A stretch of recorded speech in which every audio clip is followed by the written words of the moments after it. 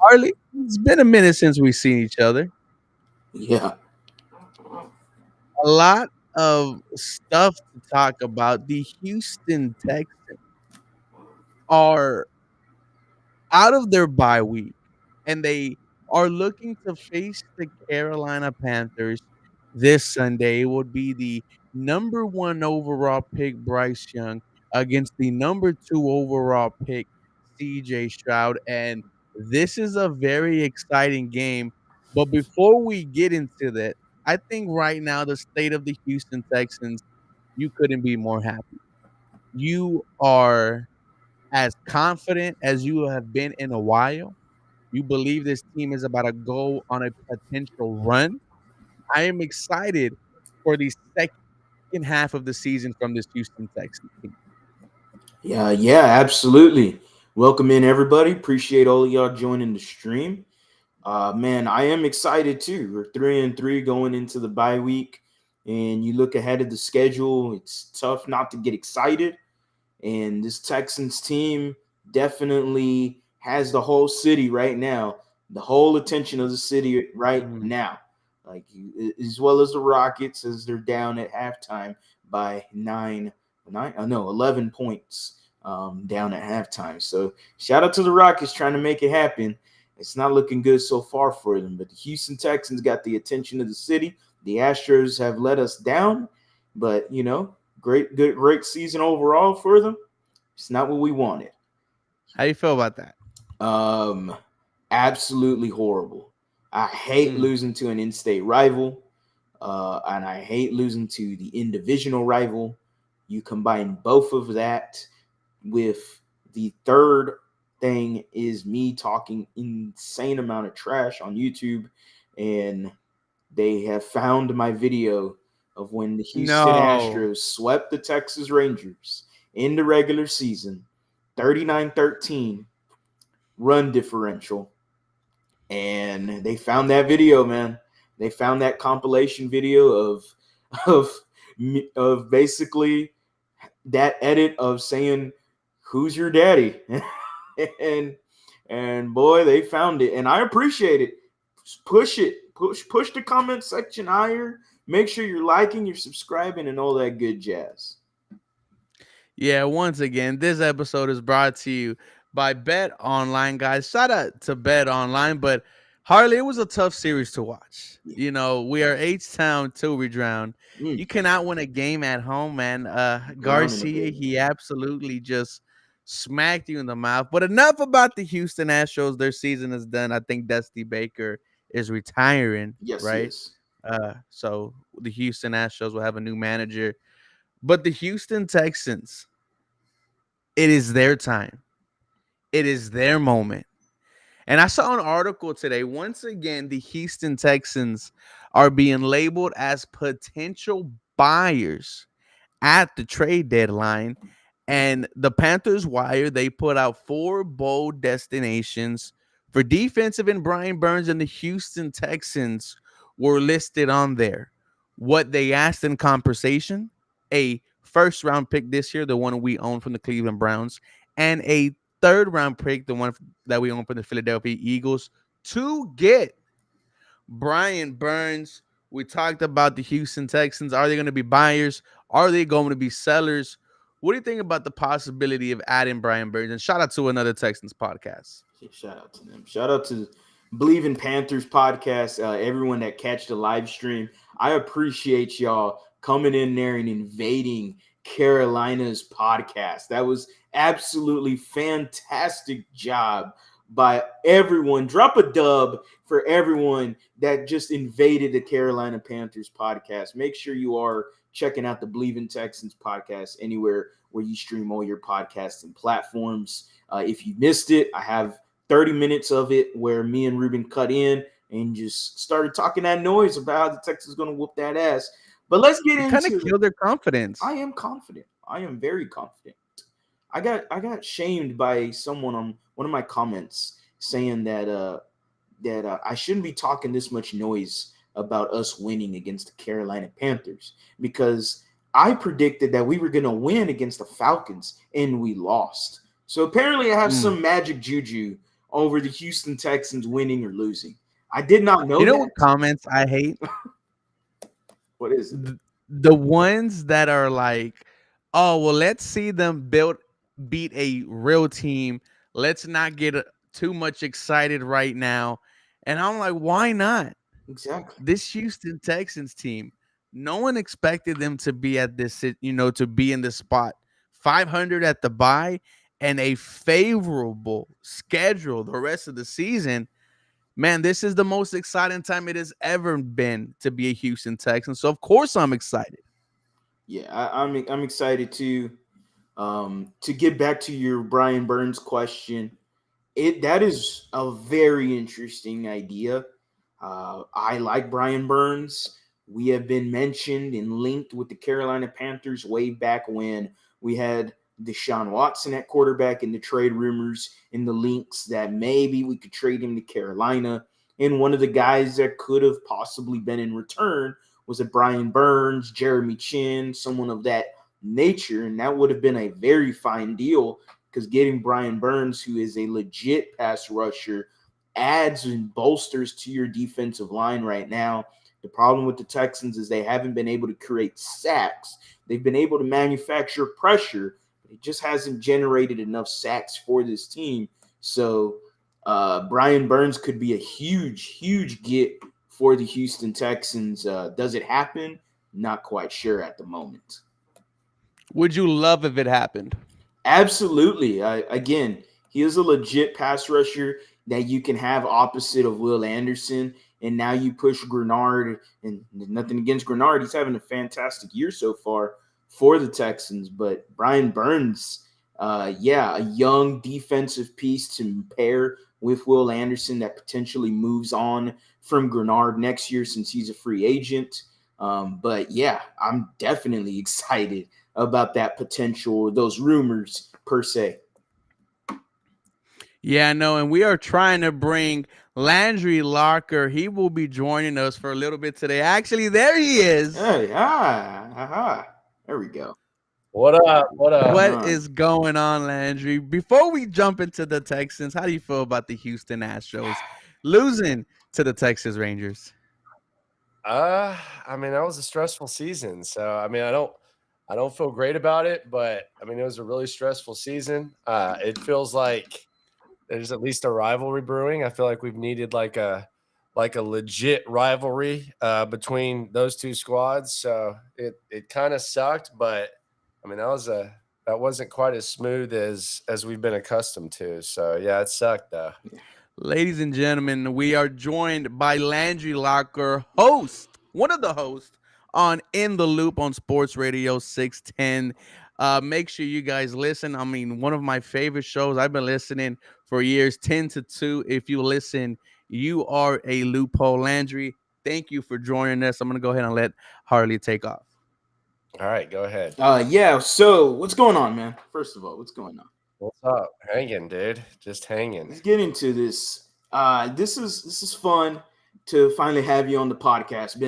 We've been bugging you for a while, so shout out to you for coming on and hanging out with us. I just saw this clip like maybe 30 minutes ago, and I just thought it was pretty hilarious. And I don't know if any of y'all have seen this yet, but CJ Stroud was with Bussin' with the Boys podcast. And one of the clips I just saw was apparently CJ Stroud. I got to read it again. He gets fined $1,000 for every time he is on television. And I am assuming the details behind this is the players are rookie hazing him. That's what I am assuming. I haven't read too much into it. What do you think about this, man? He's getting fined $1,000. I mean, my goodness. Yeah. I think it's kind of just like one of those rookie jokes. That was the context that because I listened to the whole thing, and I think it's pretty much just all love, kind of messing with him a little bit, giving him a hard time because he's getting all the attention. What I make of it is he's probably had to give up about $10K then because he seems like he's on TV all the time. Seems like he's on like every show. So. I just look at it as kind of the guys having fun with him, but man, 1,000, geez, I feel like they should have to give you 1,000 for getting on TV. My goodness, that's rough, man. Goodness gracious, that is rough. He can afford it. He Oh can yeah, afford it. for sure. I mean, he might rack up, I think, about 30 to 40 more if he keeps on playing the way he has. Landry, you like to critique, performances at the podium. And I want to ask, how do you grade CJ Stroud? Because for me, he is just the perfect interviewer. Answers every question professionally, doesn't, rarely messes up. Just what do you think about him when he steps up to the mic? I think he's one of the best that I've ever watched. As far as the Texans, it's been something that has just been. He just seems kind of beyond his years. It seems authentic. There's always like a real insightful answer.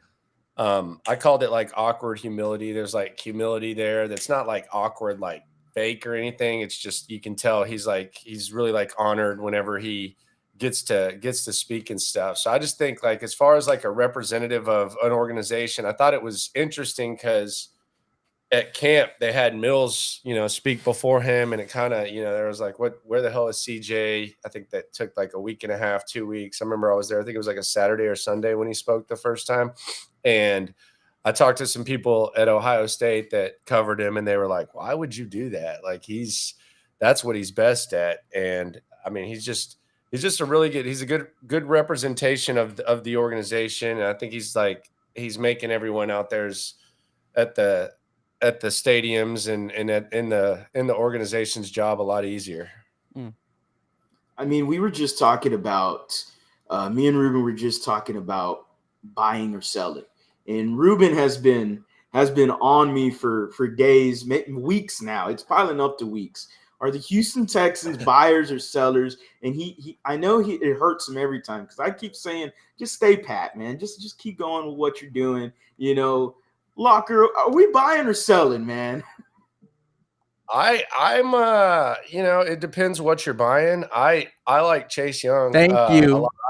I don't know if he fits into the system, but I don't know what the price is, but like all these trades that I've seen, it's been like, a third and something, which I think is kind of a little bit of a steal, depending on what D'Amico thinks about him in the system. But he's 24 years old. He was a number 2 pick. It was between him and Burrow.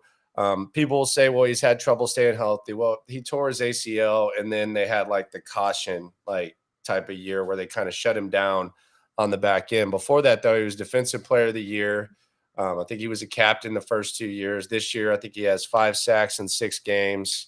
I don't know that guys of that talent really even hit the market as much.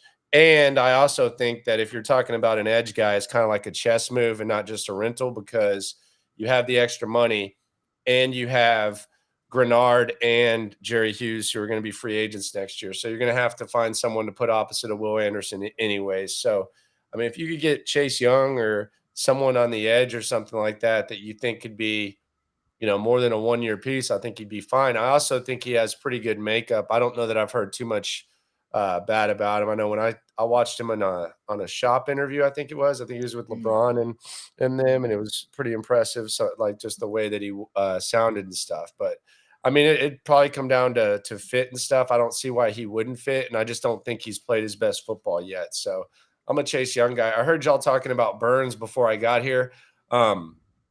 I like Burns. He's a really good player. My thing is, I think they said that the Rams offered him 2 ones last year and they said no, which we know the Rams like to just give away draft picks. So maybe that's just kind of more of a Rams thing. But that tells me that they either probably should have taken that deal or they're going to be asking a lot for him, because when I heard that, I was like, damn, 2 ones.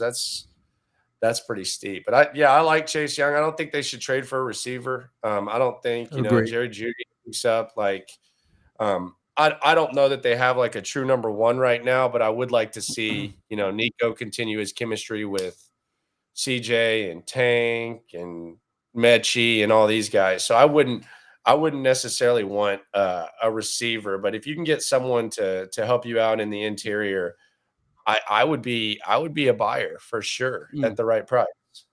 It's just crazy to even talk about this, right? Last year at this time, the season was already over for the Houston Texans. Landry, you were out there at training camp. We got to see you there multiple from training camp to now.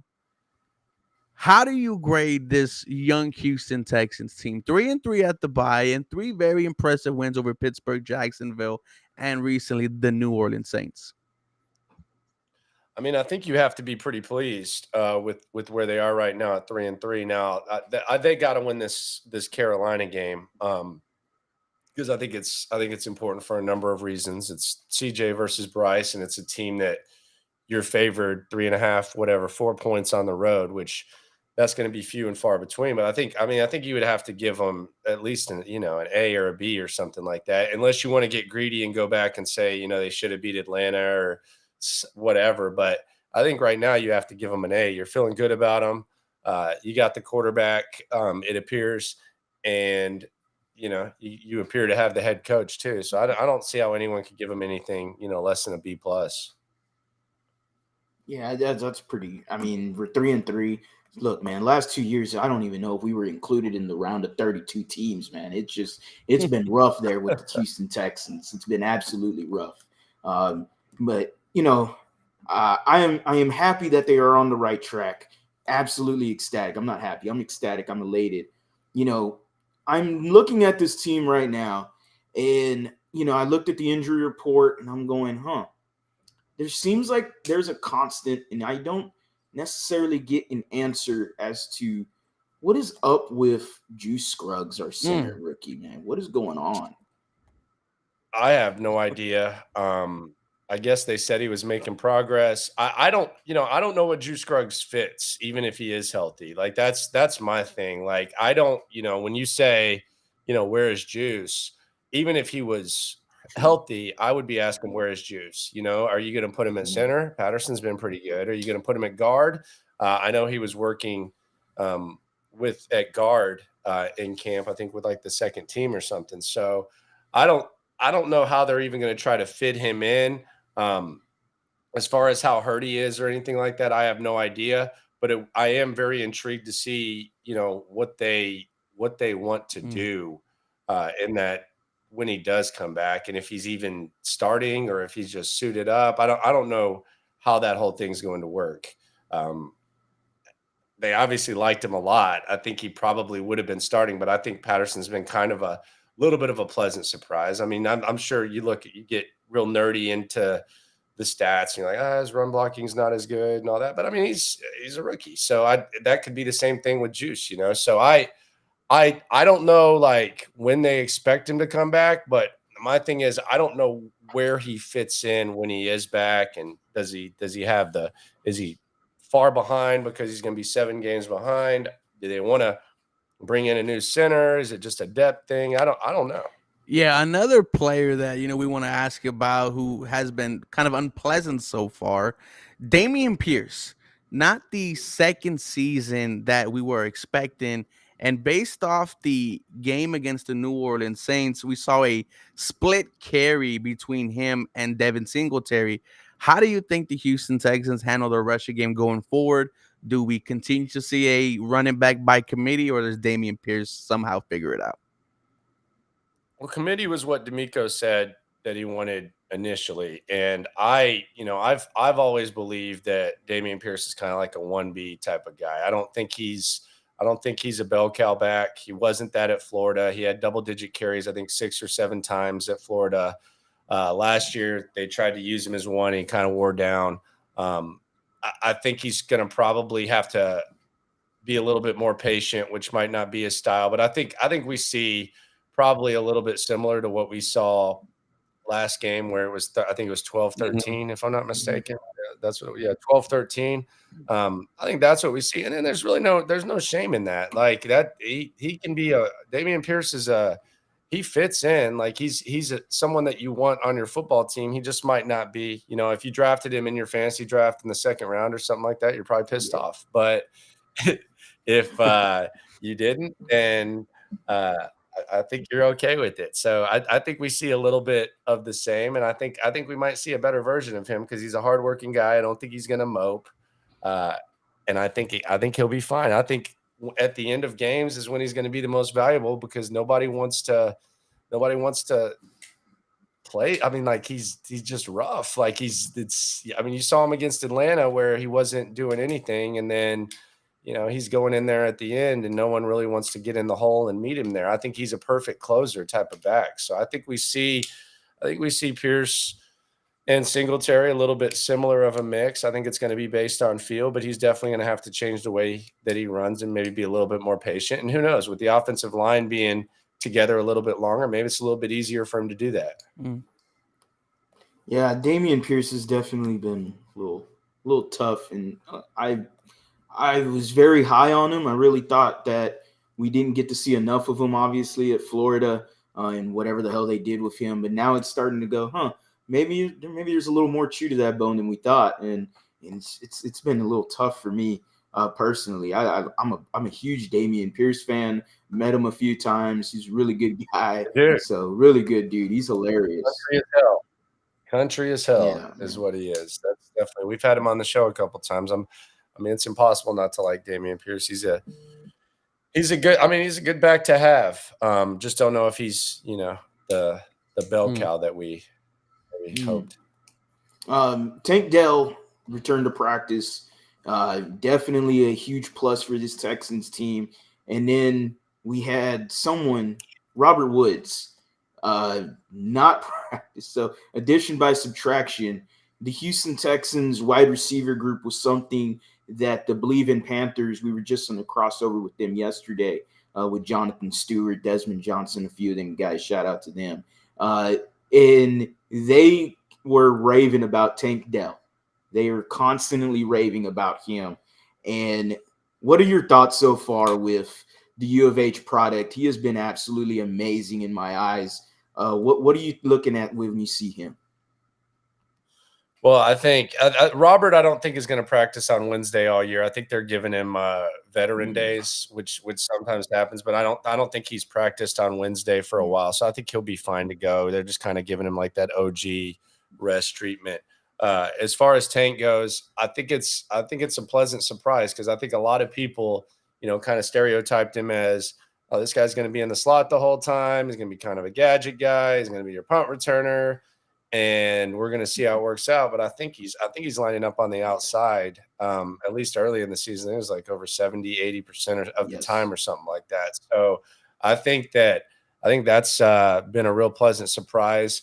The play he got hurt, that was the first third down conversion they had against Atlanta. And that was what got them in field goal range where they stole those points at the end of the half. So I've been pleasantly surprised with Tank Dell. I think he's a nice compliment with Nico. I think he's a good deep threat. And he's not just, a one-trick pony slot type of guy. So you have to be pleased with what you're getting from Tank Dell at this point. Kind of intrigued to see how those guys gel now that you have – it kind of feels like Dalton Schultz has been freed up by Tunsil being there and stuff. So we've seen Dalton Schultz kind of getting open a little bit more. But once you have all those guys gelling, it'll be really interesting to see, if that holds up. Because, Nico Collins, I think, is first in yards after the catch right now in the league. I think Tyreek Hill fell back a little bit. So, I'm intrigued to see how Tank holds up, because even when he got hurt, it wasn't like someone hit him or something. I know every time something happens to like Bryce Young or Tank Dell, it's gonna be, well, look at that side, look at the small. But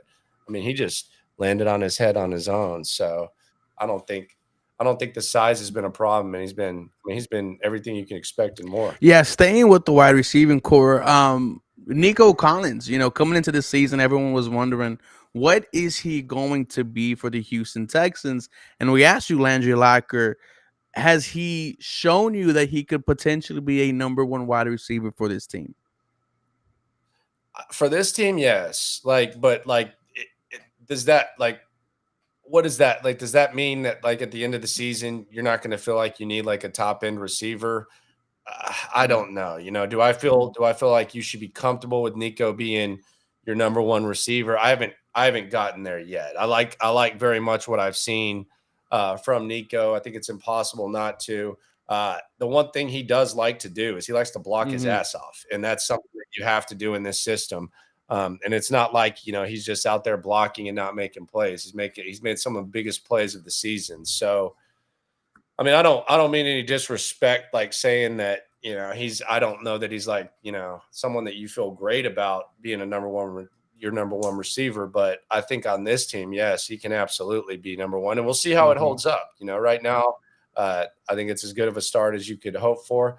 I do want to see if teams are going to man him up a little bit more. I know Atlanta did.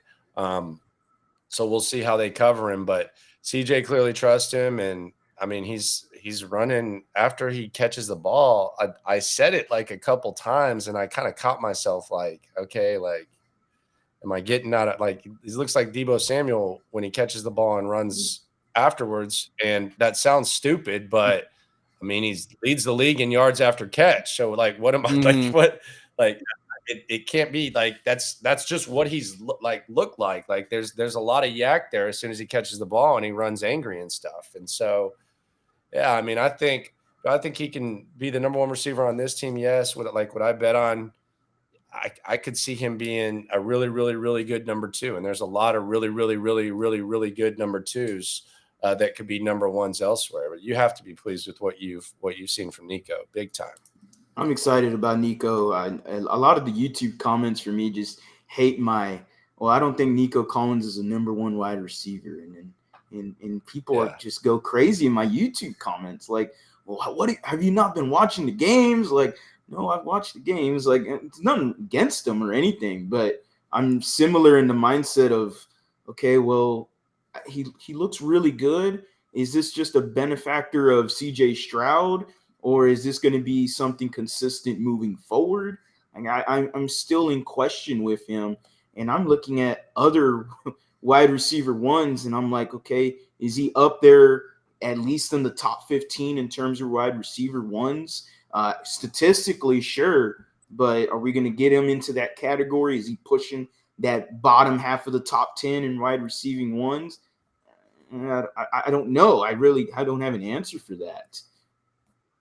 Yeah, I mean, and I think, like the Jags had Christian Kirk who did what he did last year, and they still traded for Calvin Ridley, and they still hope that, that would be the one. So yeah, I think Nico's doing a really good job. I think they've at least got some really, really good complementary pieces. Maybe they get to a point like Burrow was in year 2 and Trevor Lawrence year 2, where they're like, hey, we got to get them more weapons. The Bengals went and got Chase, and then the Jags had that one-off season where they signed a few guys, and then they signed Ridley after. So, yeah, I think Nico's doing a really, really good job. Just the fact that that's even a question, I think, kind of speaks to how far he's come in a short time. Yeah, and then moving to the Houston Texans defense. Shout out to the 43 people in here. We are joined by Landry Locker from Sports Radio 610 in the loop. Make sure you guys are liking today's episode. What are your thoughts on the Houston Texans defense? They are putting pressure on the QB about 40% of the time. They are leading one of the league leaders in that category, but only 9 sacks on the season. Also, one of the teams that blitzes the least. I'm very encouraged by this Houston Texans defense despite the 9 sacks. Yeah, and I think that the I wouldn't put as much stock in the lack of blitzing as as like I would have in the past, like, because they've been thin in the secondary. Like, I mean, they win a couple of games without Ward. They won a couple of games without Petrie. They had the game against Atlanta where they didn't have Shaq. They didn't have Tremont. They didn't have Stingley. So what are you going to do? Blitz and like leave those guys on an island? So I wouldn't put as much stock in the blitz. They do need to get the quarterback a little bit more. But I actually think the defense, I was talking about this today. I think the defense, like the arrow is pointing up. I think the defense is going to be a lot better after the first 6, and they've been a lot better than they were last year. The offense, I'm keeping a close eye on. I'm kind of grading on a curve because I think they've kind of surpassed what realistic expectations are.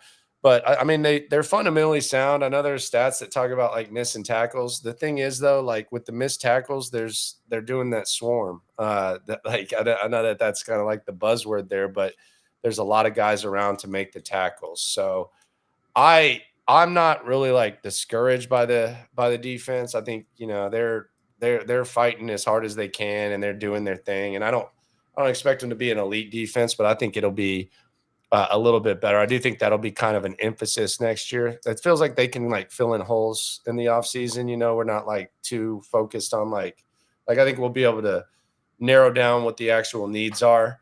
a lot easier than last year where you could just throw a dart at a board and it land on any position and you need that. So I'm not too concerned about the D. I do like that Hassan Ridgeway is going to be returning, designated from return. Huge game against the Baltimore Ravens against the run. He's definitely going to aid the run defense that has been, somewhat of a problem for this Houston Texans team. And this doesn't bode well for an injured, winless Carolina Panthers team. The Texans are slowly getting healthier and healthier. I am leaning towards a lot of excitement for the rest of the schedule and what is going on. It's tough not to look into the rest of the schedule and start circling November 26th against the Jaguars, man. It's fun to get excited about this team again. Oh, you're looking ahead, huh? It's You're looking ahead. You're in that danger no, I zone, sure man. am. I do it all the time with all my sports teams. That's just fandom is fan is short for fanatic, and I'm looking at it, man. 3-3. You're looking at the future. Could you potentially be 6-4 and they're 7-3, and you're competing for first place of the division November 26th? I'm excited to hear all of that. Yeah, and I think you should be. And I'm hoping that by the time that happens, that we have a full house at NRG. I think we're getting there. I think we're getting closer. They have the stage now. The Astros are kind of out of their way.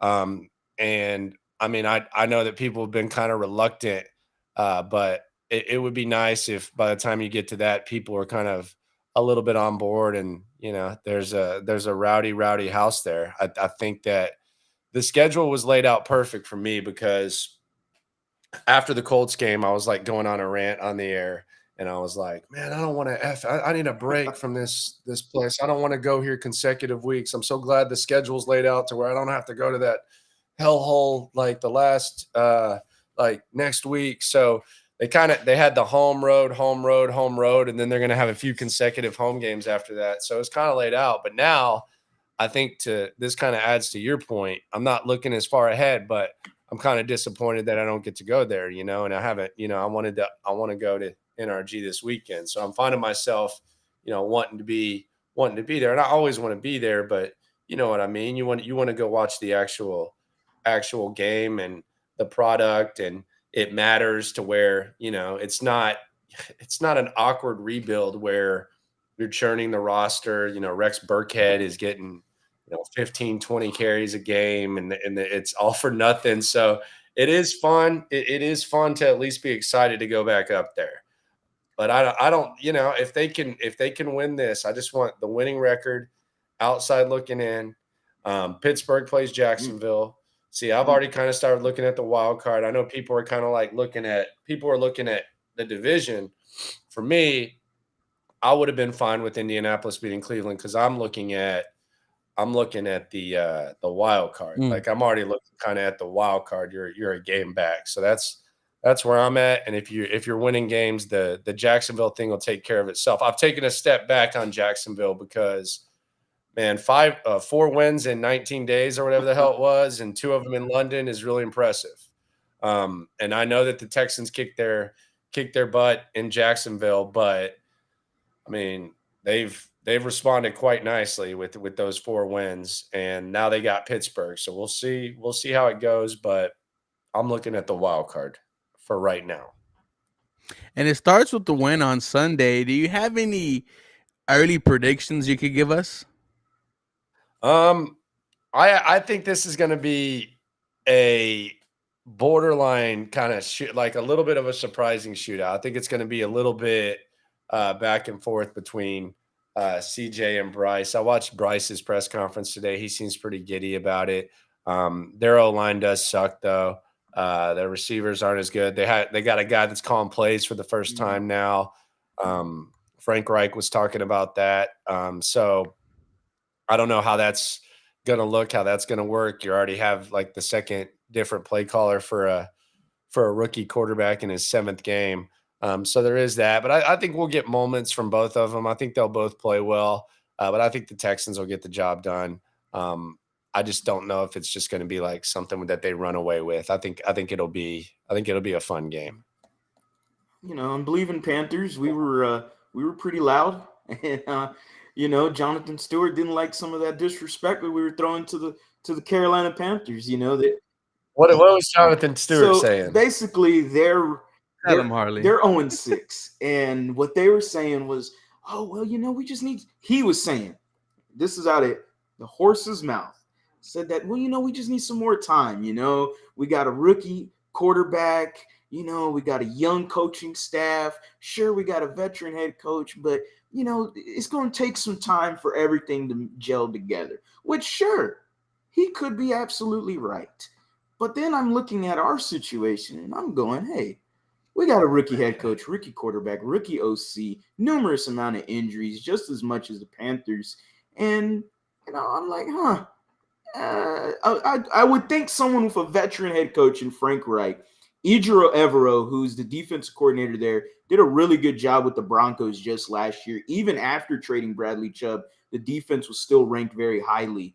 He's there. Thomas Brown was someone, hell, even the Houston Texans took a look at for head coach way back in the offseason. Stems from the Sean McVay, tree or whatever you want to call that.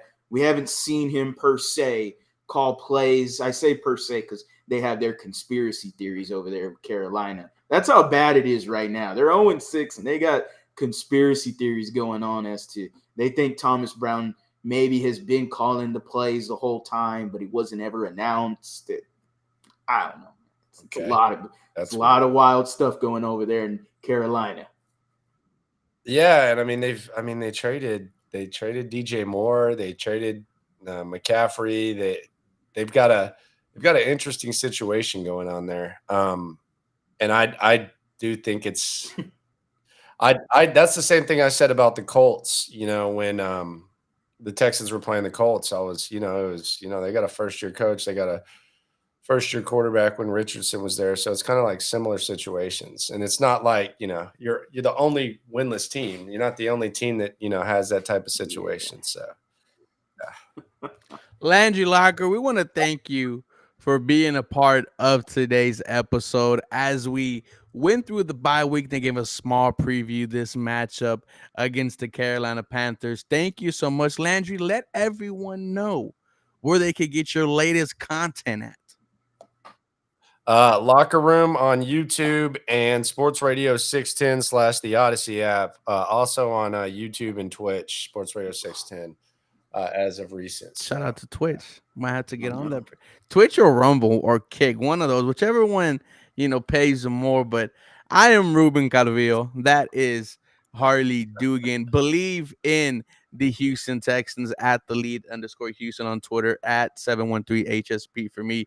Guys, thank you so much for being part of today's episode. You have a very blessed day. And just give me 1 second.